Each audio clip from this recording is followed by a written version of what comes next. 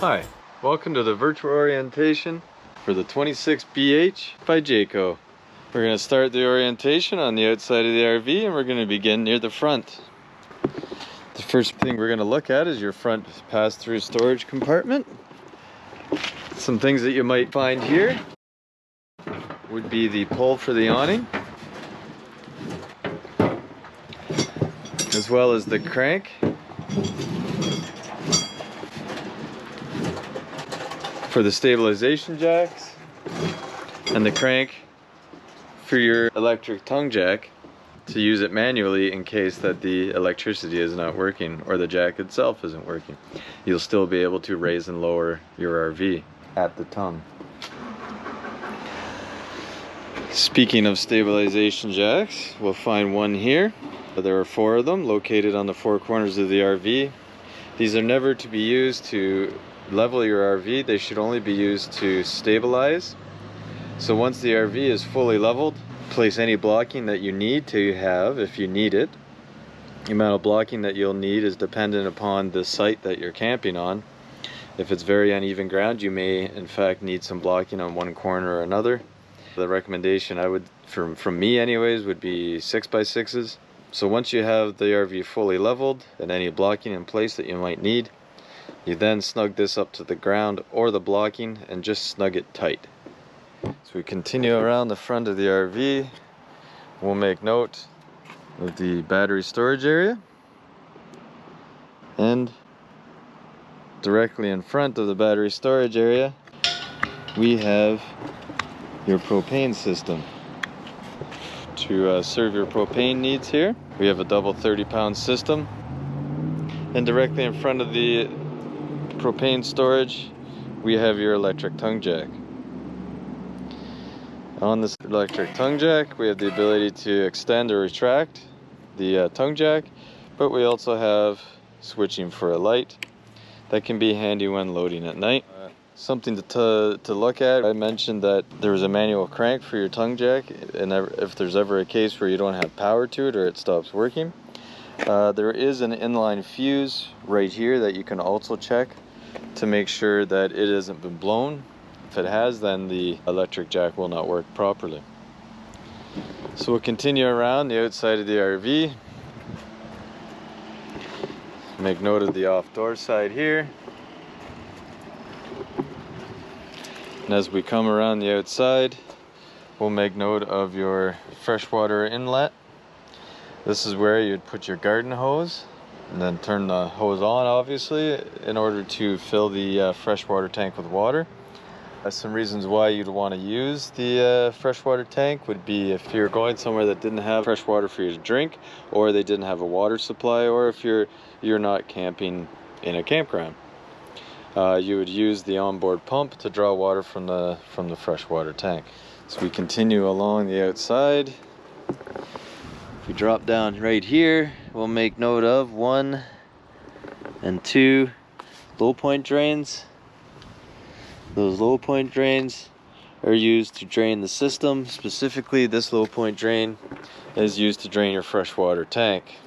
So if you've used your freshwater tank for any reason whatsoever and you wish to drain the water out of the tank, then that is the way to do so. The next thing we'll come to is your city water connection. This is basically like your house's connection to the city. When you turn the tap on at the campground or your house after you've connected the garden hose here, it uses that water from either the campground's water system or the water system at your house, and it uses that this connection to pressurize the system, much like your connection to the city water. So once the system's pressurized and you're connected, you should be able to use the water exactly the way you would at home. The next thing that we'll come in contact with is your main input for your cable or satellite. It's right here. And next to that, we have the cord storage location for your 30 amp cord. This is what you would connect to the RV power supply, or if you've got it at home, this is what you'd use to connect to a power source at home. Now, there are a few instances where you won't have a 30 amp power supply, Maybe the campground's full and the only sites they have don't offer it. Most people at their home don't have a 30 amp plug on the outside of their home. In that case, we provide you with a conversion block that will convert your 30 amp plug end down to a regular 15 amp plug end that will plug into a 15 amp receptacle. Directly above the power storage port or power connection point there, we have the venting for your refrigerator. Now it's important that this remains obstruction free at all times, as the venting is needed for the refrigerator to operate properly. So we drop down and take a look here. We'll make note of your output for your gray and black water tanks, as well as the valve handles for the gray and black water here. Helpful tip, most people will recommend that when you're emptying your gray and black water tanks, that you drain the black water first, and that way you can flush it out with your gray water after you're done. So we walk around the back of the RV, make note of your bumper mounted spare tire, and we'll continue to work our way around to where we started from. Take a look at the outside access to your hot water tank. There's a couple things that are important here. One would be this, which is your pressure relief valve, and two would be this, which is your drain plug. For any reason that would require you to remove the drain plug, whether you're draining a hot water tank, for whatever reason, you'd remove the plug here, obviously. But before you do so, always make sure you open the pressure relief valve and relieve any pressure in the tank, as when you get this all the way undone, if you haven't done that, it'll come shooting out at you pretty good. And while we're talking about your hot water tank, we'll go into this storage compartment here, and we'll maybe take a look if I can squeeze myself in here. So this is the back of your hot water tank, giving you lots of access to it. The things that we want to make note of are these areas here. We have these three valves. Well, these valves are needed in order to bypass your hot water tank, and the current way this is set up, the valve handle pointing in line with this pipe here, and same here. And that is letting you know the water flow is this way. So water is coming into the tank and leaving the tank, meaning we are not bypassing the tank at this point. If we wanted to bypass, the position for the valve handles would be like this here, indicating that the water's stopped, it's not going to pass through. We would do the same thing here, and then we would open this valve to allow water to basically circle, come in and then go out. Why would we do that? Well, you do that when you're winterizing. Basically, you don't need to fill your hot water tank full of antifreeze, so we just bypass the hot water tank, drain the water out of it, and then you don't have to waste money and jugs of antifreeze filling up your hot water tank. We'll finish up on the outside, and then we'll go take a look and see what we have on the inside to talk about. So right here we have your 120 volt power out underneath your awning, the awning itself, and then we have your two speakers. These speakers that are under your awning can be played using the stereo inside the unit. Alright, so we're going to attempt to show you how to use the awning here. I'm doing it one-handed and by myself, so if it doesn't go that well, I do apologize. So we have your awning hook here. Traditionally you would use it to switch the awning from close and open. However, this one here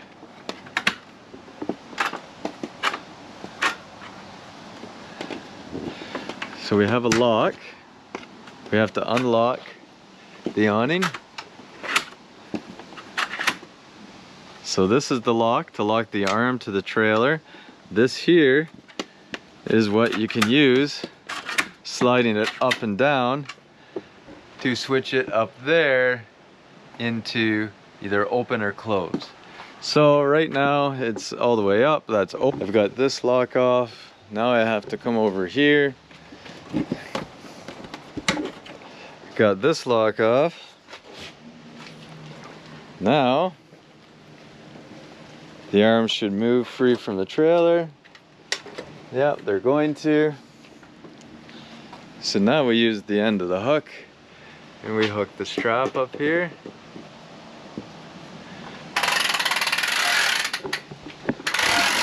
So now your awning's out.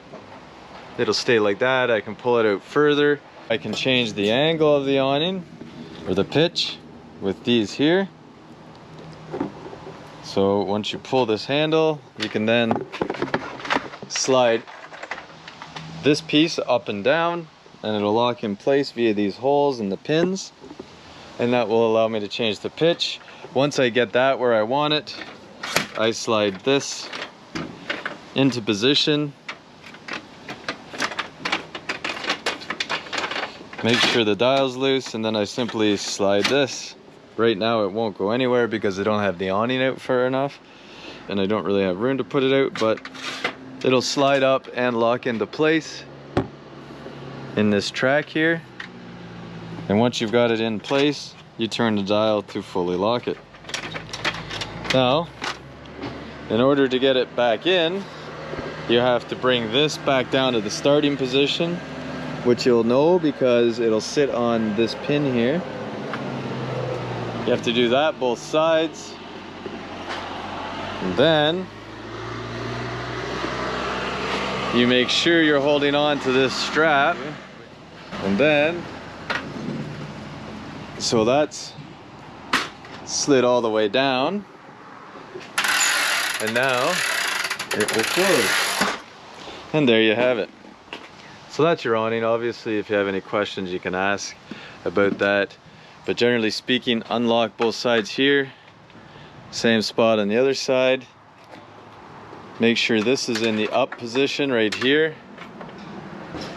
so that it's in the open. Pull it out with this. Find this black tab, and when it's in the open position, you simply pull it. Before you go, make sure you lock 1 and 2.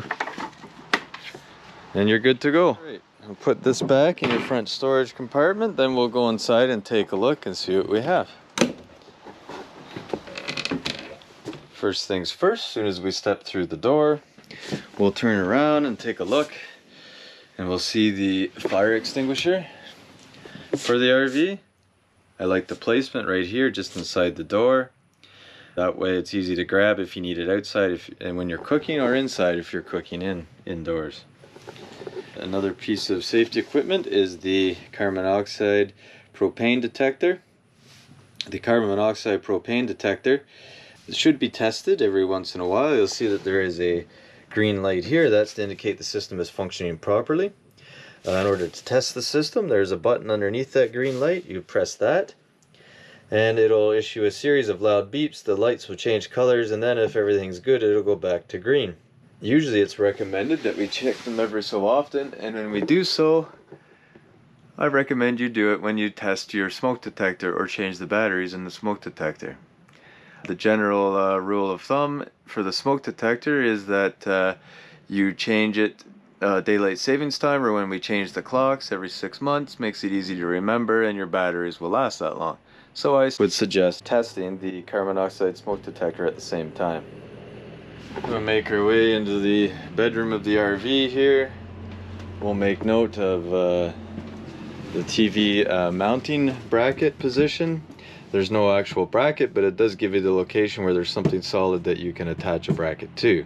And we have the cable and 120 volt power here as well to power the TV and to watch your cable or satellite.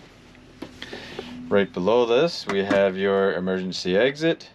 The emergency exit is pretty easy to use. You push down on the black handle, push the red handle over and out, bring it fully perpendicular to the sidewall of the trailer, push it all the way out, free of the vehicle, and once it's all the way out free of the vehicle, you may pull the red handle to pull the screen free, and then you can escape to safety. This unit has prop assisted underbed storage as well, which is handy. As we make our way into the main part of the trailer, we have a few things we're going to look at here. We're going to start by looking at the indication panel. This is where you can see the levels of your battery, your fresh, black, and gray water tanks, as well as you can find some switching for your water pump, your water heater on gas and electric. And directly below that is where we'd find the unit's Gfci.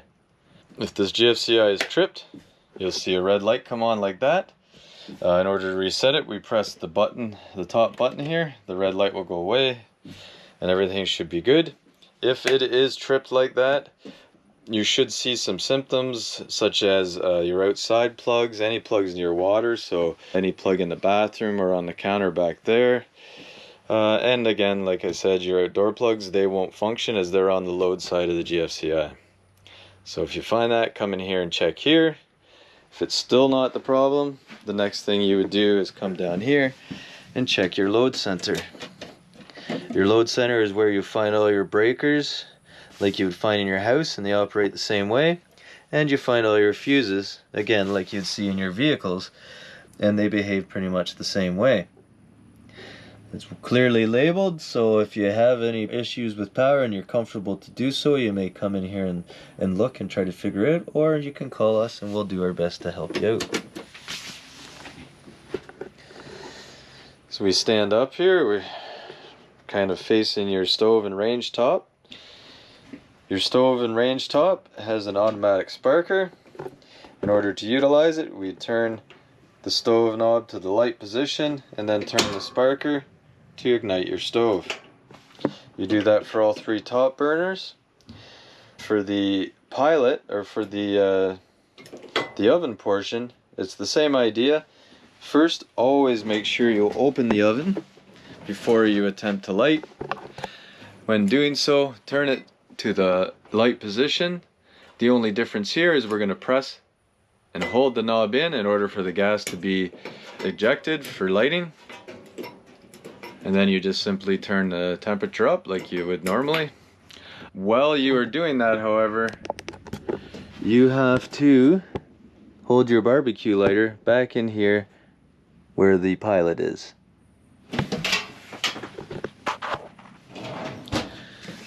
Alright, moving on. We'll take a minute to talk about your refrigerator. The refrigerator functions on auto or a gas setting. The auto setting will automatically switch between gas and electricity, always choosing electricity if it's present. And the gas setting will force it to light on gas and gas only. If you're trying to light on gas and you see this light flashing, that would indicate that there's an issue with the gas supply. The most likely culprit is air in the lines. For that reason, I'd recommend lighting the stovetop first. It's a good way to burn the air out of the lines, and it's usually easier to light your other appliances afterwards, a lot easier than that if you've already kind of bled the air out by lighting the burners first. So anyways, usually it's a matter of pressure in the lines. That is why it doesn't light the first time. So if that happens, go back outside, turn it all off, come back in, try to light it again. Make sure the bottles are open out front. That's the other reason that sometimes it won't light. And then, if that's okay, come back in and light again, and it should light just fine. If we turn right around here, we'll take a look at the thermostat for the RV. It's pretty straightforward. It has settings for heat or cool, fan or just off. And then on the fan side, you can have it on high, low, or auto. And you can have it on or just on automatic. And then to select the temperature, you move this center dial back and forth. To our left and up just a little bit, we can see our stereo for the RV. This has an auxiliary connectivity, a headphone jack, and what it also has is multiple zones. So when I showed you the speakers outside under the awning, they're actually controlled via these buttons here, speakers A, B, or A, B together, which allows you to listen to the different zones separately or together. So we make our way into the back area here to the bathroom. It's a pretty standard bathroom, bathtub. Like the skylight, it gives a lot of extra light into a bathroom that would otherwise be pretty dark. But the one other thing that I want to make sure I show you before we're done the video here is your water pump. It's back in here. So you remove the bottom drawer. You remove the bottom drawer by utilizing these little black tabs here. So on one side you'll pull the tab up, and on the other side you pull it down and then pull the drawer out, and then it slides these sliders out of these sliders in the drawer hardware. So in there's a valve handle much like there was on the hot water tank, and that valve handle, which you can see right here, is what you turn to either get it to draw from the fill tube, which is here, or it'll draw from the freshwater tank. You'd use the water pump to draw from the fill tube if you're winterizing, and what you would be drawing from with the fill tube is actually the antifreeze jug, or you'd use it in conjunction with your freshwater tank if you're camping off grid or in a campground that does not have potable water and you would require it. Well, that about does it for orientation. One other thing that I would mention quickly here, if you are watching TV, there is a button on here for a signal booster for your antenna. You can see this green light back in here.